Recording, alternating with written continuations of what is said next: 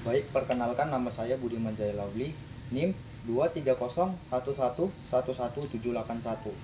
Mata kuliah Ajas Manajemen.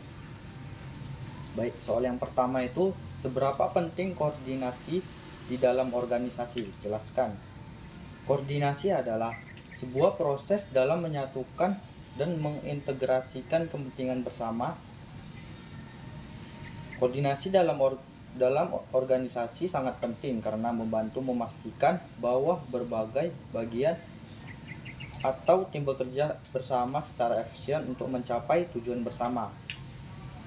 Umumnya, organisasi memiliki tipe koordinasi yang dipilih dan disesuaikan dengan kebutuhan atau kondisi tertentu yang diperlukan untuk melaksanakan tugas agar pencapaian tujuan tercapai dengan baik. Soal yang kedua itu, bagaimana pandangan Anda terhadap konflik dalam organisasi? Jelaskan.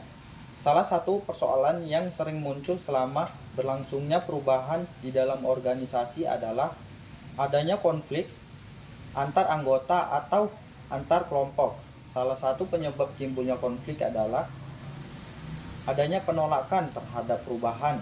Konflik tidak hanya harus diterima dan dikelola dengan baik, tetapi juga harus didorong, karena konflik merupakan kekuatan untuk mendatangkan perubahan dan kemajuan dalam lembaga.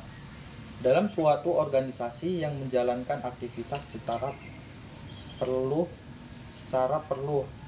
dikarenakan unsur-unsur pendukung bekerja secara terpadu, dikemungkinkan terjadinya konflik karena di dalam suatu organisasi terdapat berbagai perilaku orang yang berbeda-beda. Konflik yang terjadi pada suatu organisasi karena perilaku manusia sebagai sumber daya manusia akan terpengaruh pada efektivitas organisasi.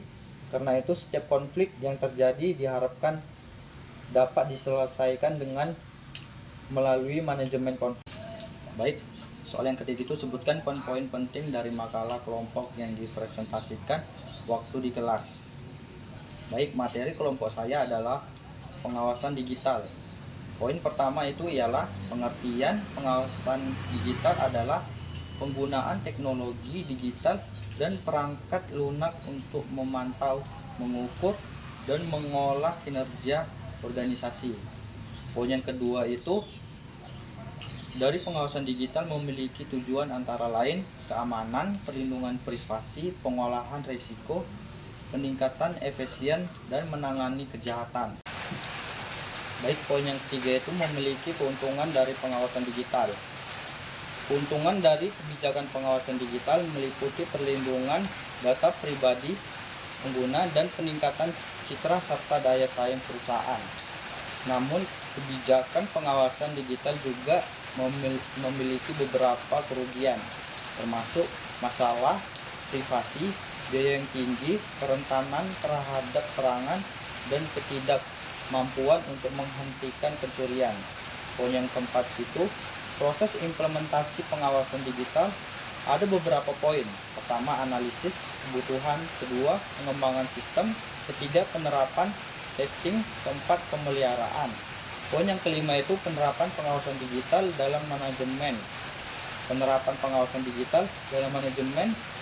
Yang pertama, manajemen risiko. Mengawasi risiko bisnis dan mengambil tindakan pencegahan yang tepat dalam menghadapi potensi kerugian. Yang kedua, manajemen kinerja.